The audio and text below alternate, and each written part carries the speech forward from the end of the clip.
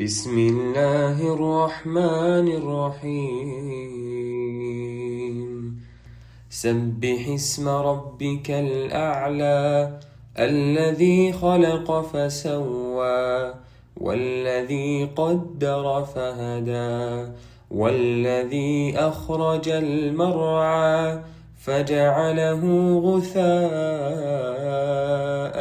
أحوى سنقرئك فلا تنسى إلا ما شاء الله إنه يعلم الجهر وما يخفى ونيسرك لليسرى فذكر إن نفعت الذكرى سيذكر من يخشى ويتجنبها الأشقى الذي يصلى النار الكبرى ثم لا يموت فيها ولا يحيا قد أفلح من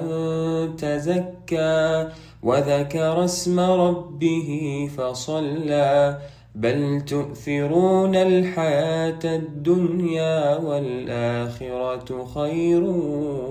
وأبقى إن هذا لفي الصحف الأولى